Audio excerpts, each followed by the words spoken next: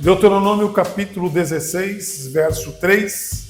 Em seguida, Evangelho de São Mateus 26, verso 26 até o 28. Vamos primeiro para Deuteronômio, beleza? Que diz assim: não comerás com sacrifício pão com fermento por 7 dias. Comerás pão sem fermento, pão de aflição, porque apressadamente saíste da terra do Egito, isso para que todos os dias da vida te lembres do dia em que saíste da terra do Egito. Evangelho de São Mateus, capítulo 26, verso 26.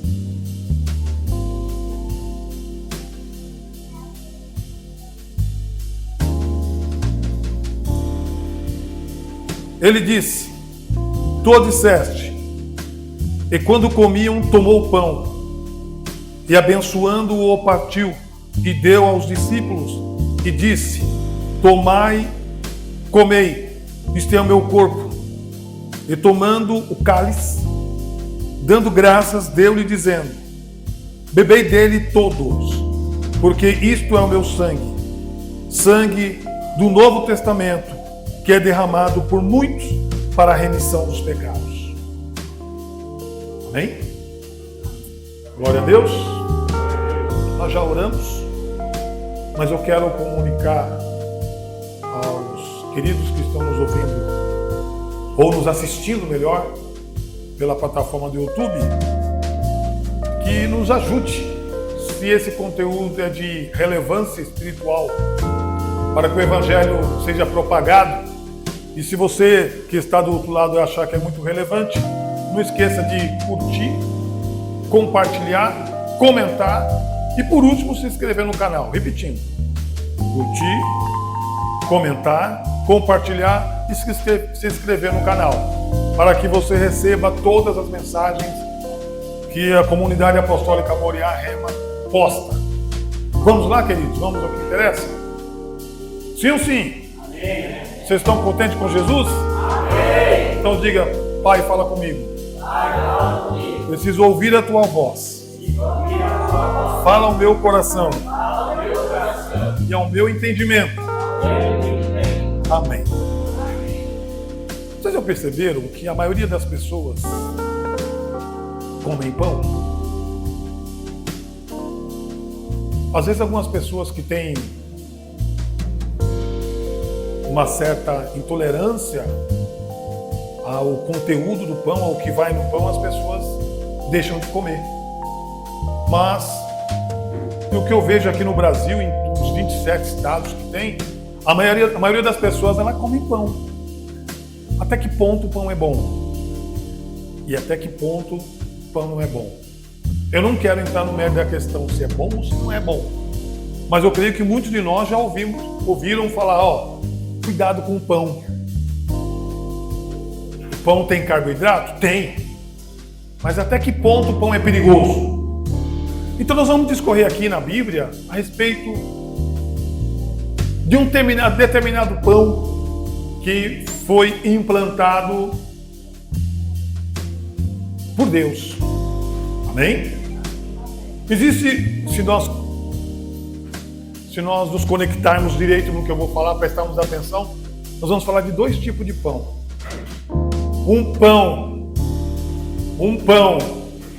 que representa Adão e um outro pão que representa Jesus. Você consegue repetir? Um pão que representa Adão e o outro pão que representa Jesus. Quando foi feito o primeiro Adão, nós entendemos que o primeiro Adão, Deus fez ele em natureza espiritual, em natureza sem pecado. O primeiro Adão é uma simbologia de Cristo. E como ele foi feito sem pecado, eu posso dizer que ali, o Senhor, do jeito que ele fez, ele amassou, fez da terra a Adão. Sim ou sim? Mas ele fez como se fosse uma massa. O pão verdadeiramente feito por os confeiteiros são pão que normalmente é uma massa. Quem já viu fazendo pão sabe que é árduo. E o pão origina-se da onde? Do trigo. Sim ou sim? Vocês podem repetir comigo? O pão origina-se da onde? Do trigo. Isso, o pão origina do trigo. E para chegar a ser aquele pão, para chegar o formato do pão, porque as pessoas vão na padaria e às vezes pedem o pão. Eu quero um pão moreninho. Eu quero um pão mais clarinho. Outros dizem, eu quero pão, eu mesmo falo, eu quero pão torrado. Para mim o pão está um pouco cru, mas eu respeito quem gosta de pão cru. Pão claro, pão branco, pão moreninho. Mas pão faz parte da vida do brasileiro, faz parte da nossa vida. Quem comeu pão ontem? Quem comeu pão ontem? Pode observar que nós não passamos sem o pão. Não ficamos sem o pão. O senhor não comeu pão? Muito bem. Fez falta, porque é o cardápio do brasileiro. O português, eles trocam o pão pelo vinho. Eles trocam o pão pelo vinho. Vamos voltar aqui. Nós lemos em Deuteronômio 16:3 e falamos de Adão, que é uma representatividade de um pão, e que Jesus é uma representatividade também de um outro pão. Só que o pão primeiro que foi feito, Adão, não tinha natureza de pecado. Então quem fez ele pecar? A serpente colocou um fermento. Primeiro na Eva, depois em Adão. A Bíblia não diz que um pouco de fermento leveda toda a massa? Só para nós nos sintonizar aqui, nos encontrarmos. A serpente conseguiu colocar na Eva o veneno, que é o fermento. E esse fermento passou para os filhos e os filhos dos filhos de Adão. E foi indo.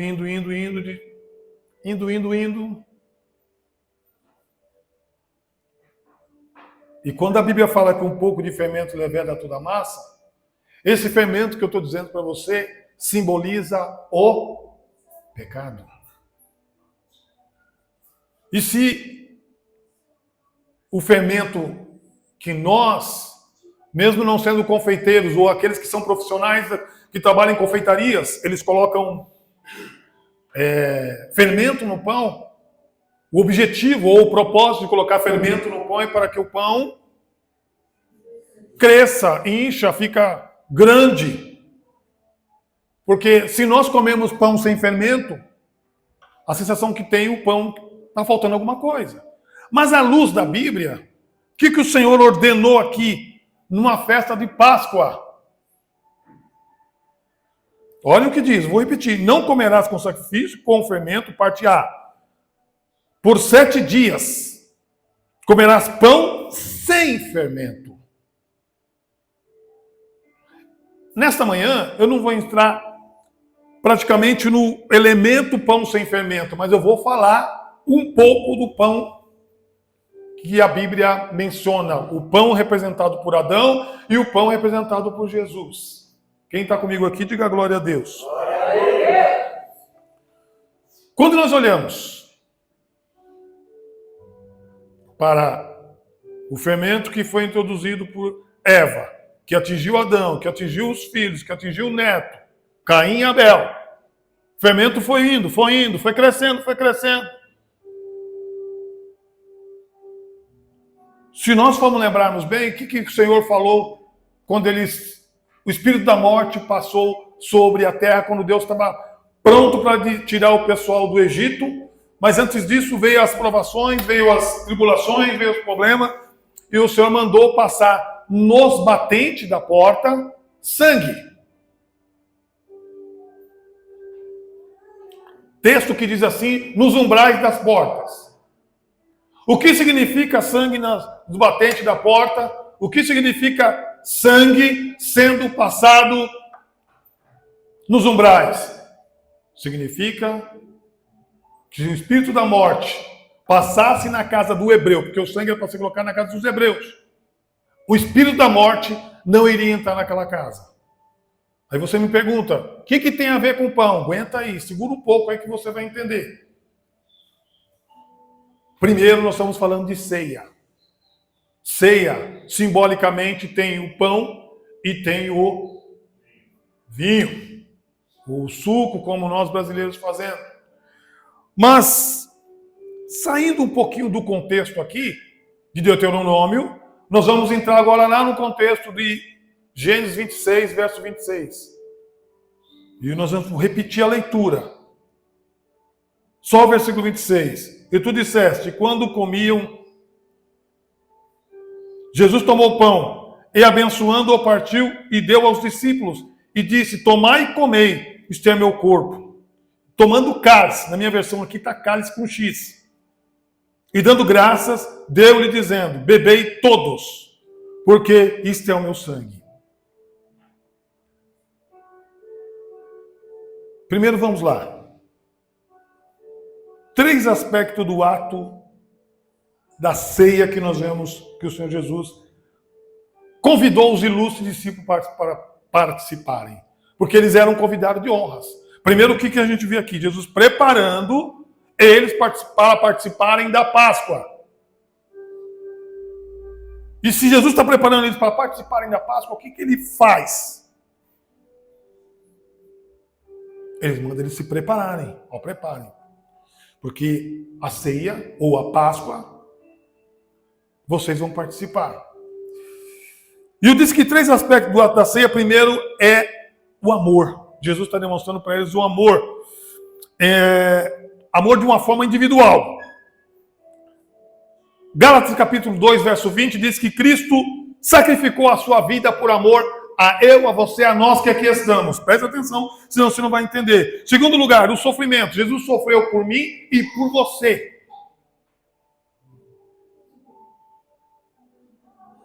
E a Bíblia diz assim que o castigo que nos trouxe a paz estava sobre ele. Terceiro, ele sofreu como justo pelos pecados dos injustos.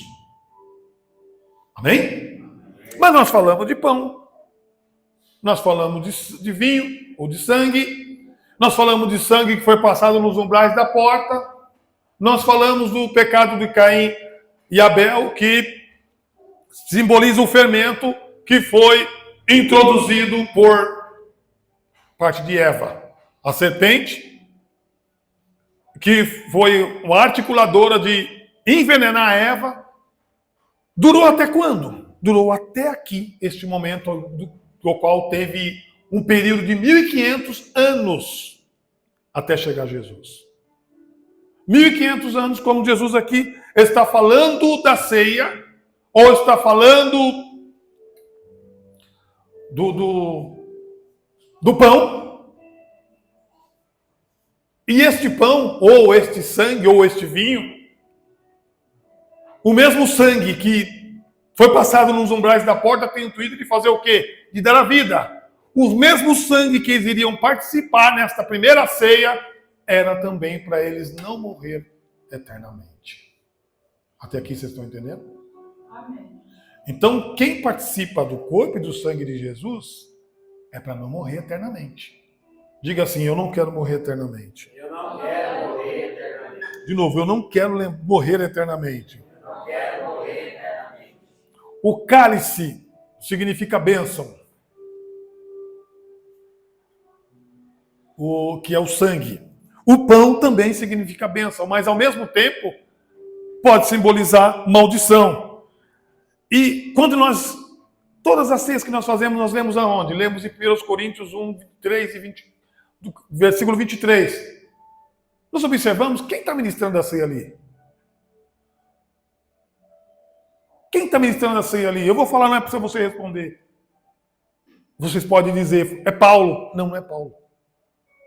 Então quem está ministrando? Porque Paulo nessa hora ele está em Filipos. Então ele não poderia estar lá ministrando a ceia. Ele manda uma carta dizendo, a ceia tem que ser assim, assim, assim, assim, assim. Eu quero que vocês façam a ceia desse jeito. Vamos ver se eu acho uma referência aqui. Paulo lembra aos Coríntios que comer o pão e beber o cálice é desfrutar de comunhão.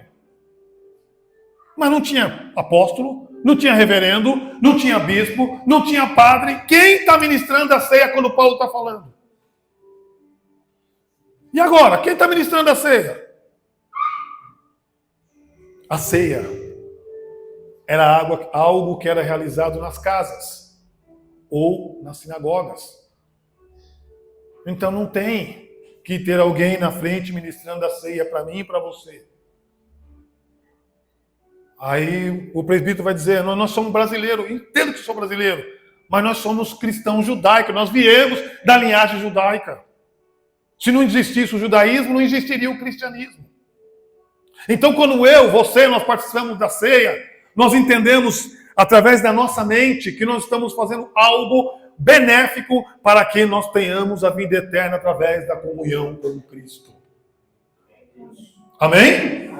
Então, em outras palavras, eu disse para vocês que o tema da mensagem seria pão. Para mim chegar até aqui, olhe bem para aqui para nós precisamos entender o que é o pão.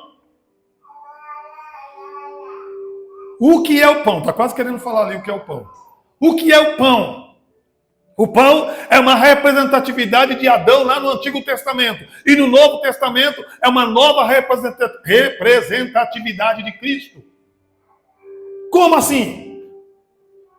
Quem não bebe da minha carne, ou melhor, não come da minha carne e não bebe do meu sangue, não tem parte comigo. Este pão poderia ser uma bisnaguinha? Este pão poderia ser um pão sovado, um pão caseiro? Que pão é esse? A Bíblia fala de pão asmos. O que é pão asmos? É um pão sem fermento. É um pão sem fermento. Por que são sem fermento? Porque o fermento na Bíblia representa pecado. E o pecado se alastrou na humanidade. Então, quando Jesus convidou ou compareceu para a Páscoa, ele está dizendo que agora ele é o Cordeiro. E que as pessoas tinham que olhar somente, especificamente para ele, não para o velho Adão. O velho Adão virou obsoleto que fala? Obsoleto, passado. Agora o presente é com Jesus. Ele é o novo pão. Ele é a nova aliança. Amém? Glória a Deus. Glória a Deus. Se foi passado um sangue nos umbrais da porta, aonde sangue teria agora? No madeiro. Obviamente, quando Jesus morreu, ficou sangue no madeiro. E esse sangue é para a remissão do meu e do nosso pecado. Logo, logo nós teremos aqui uma Páscoa semelhante à dos judeus. Pode ter certeza que logo, logo nós teremos uma Páscoa aqui semelhante dos judeus. E que os irmãos que participarem vão entender melhor o que é uma Páscoa. Aonde tem que ter a perna do cordeiro. Assim não é? Então, a perna do cordeiro, vinho mesmo, não é suco, é vinho mesmo. Então, nessa ocasião, quem dirige vai ter que tomar cuidado, passar a direção para outro. Mas não vamos ter aqui. Vocês vão ver que os elementos da ceia ou da Páscoa é totalmente diferente. E a Páscoa é a mesma coisa que a ceia. Voltando um pouquinho. Eu disse para vocês que não tinha ninguém que ministrava na ceia lá em Corinto. Por quê? Porque a ceia era feita em sinagoga. Sim ou sim? Se a ceia era realizada na sinagoga, ou nas casas, ou entre família, significa que a ceia é lugar do quê? De comunhão. Nós estamos fazendo tudo isso aqui porque nós estamos dizendo para o Senhor, olha para mim aqui, estamos em comunhão com o Senhor, amém? Amém. Então, eu quero dizer para vocês que o pão representa o quê? A humanidade. Do primeiro homem que foi Adão. Mas esse novo pão representa Cristo. A pergunta é, quem plantou o trigo? O próprio Deus. Amém? Se o Deus plantou o trigo e a serpente veio e colocou o veneno naquilo que tinha sido amassado por Deus, que Deus soprou e deu fôlego de vida a Adão, agora Jesus vem. Quando a pessoa aceita Jesus, a pessoa recebe Jesus, a pessoa passa a ter fôlego de vida para ter a vida eterna, e o velho Adão passou e a pessoa passa a ser um novo Adão. Amém?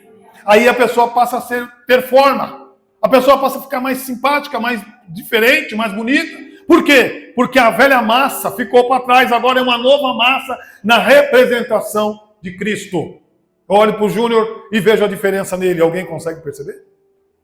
Eu olho para a Thaís, para a Tessária e vejo a diferença nela. Por quê? Porque é um pão que agora tem a representatividade de Jesus. Diga comigo, representatividade de Jesus.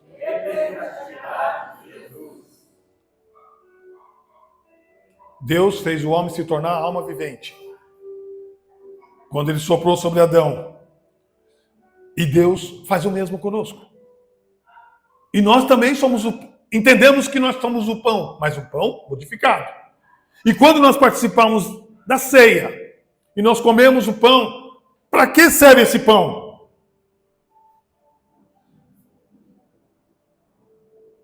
Para a vida.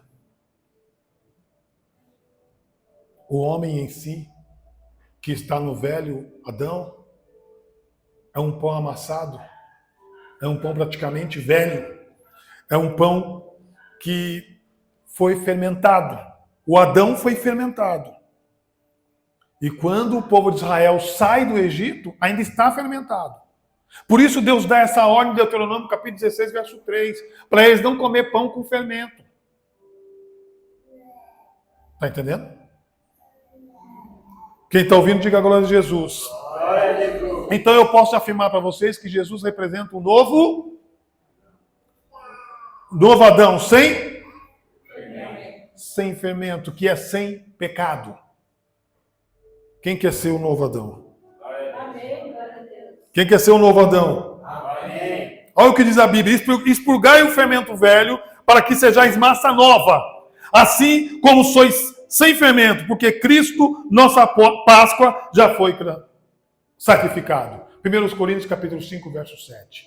Cristo é a nossa Páscoa. Cristo é o Cordeiro que morreu por mim e por você. Cristo é o verdadeiro pão. Por isso ele fala: quem não come a minha carne e não bebe o meu sangue, ou seja, não tem comunhão, não está alinhado, não está junto com ele. Quem quer estar junto com ele? Amém. Por isso, quando a pessoa vai e desce as águas e faz a confissão em público, a pessoa passou a fazer parte, passou a ter comunhão, passou a fazer parte da organização que é a igreja. A igreja, ela é o organismo vivo, onde quando você participa, alguém está te assistindo. Os seres celestiais, os anjos estão te assistindo, estão vendo o que está acontecendo. Amém? Amém. Glória a Deus. Por que Jesus ele é o Cordeiro? A Bíblia diz em Filipenses 2,7 que ele esvaziou a si mesmo da sua glória, do seu resplendor, e veio aqui como servo para ser pão, para alimentar não só eu, mas todos nós da terra. Amém? Amém? E ele se tornou semelhante aos homens. Jó capítulo 20, versículo 28, diz assim: assim como o Filho do Homem não veio para ser servido, mas para servir, e para dar a sua vida em resgate a todos ou a muitos. Então nós estamos aqui porque fomos resgatados por Cristo. Se nós formos lembrarmos quando nós éramos o velho Adão, o que nós praticávamos, o que nós fazíamos, então quando nós entendemos que nós comemos do corpo de Jesus ou participamos da ceia de Jesus, nós queremos esquecer o passado e viver o presente. Amém? Amém? Jó 6,13. Ninguém subiu ao céu a não ser aquele que de lá desceu. Por que ele desceu? Porque a terra estava cheia desse fermento. Então ele tinha que mudar essa terra que está contaminada. Mudou totalmente até agora? Ainda não. Mas em partes ele mudou. Senão nós não estaríamos aqui. Só nós estamos aqui porque o Senhor mudou. João 6,33. Porque o pão de Deus é aquele que desce do céu e dá vida ao mundo. Então o pão é muito útil para nós. Então Jesus estava certo quando ele fala, como ele legitima: quem não come a minha carne não tem parte comigo. Tem pessoas que acham normal ficar sem participar da ceia. Não, eu não vou ceiar. Sei o ano que vem, sei o... Não, não é normal. A ceia é para nós participarmos. Amém? Amém. Glória a Deus. Glória a Deus. E Jesus ainda ele finaliza dizendo assim, ó: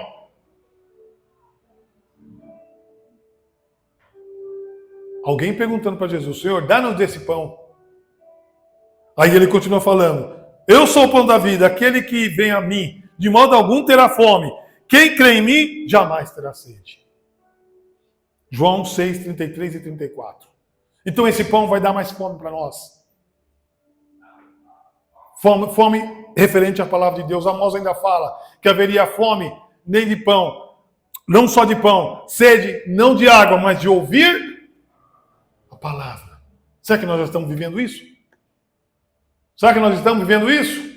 As 3 crianças que entraram, por que será que entraram? Nós ficamos surpresos, mas elas entraram.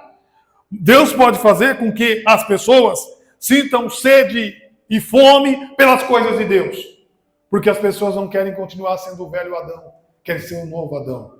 Novo Adão que representa Jesus. Amém? Amém. Só para nós encerrarmos, que o Leandro quer ir embora.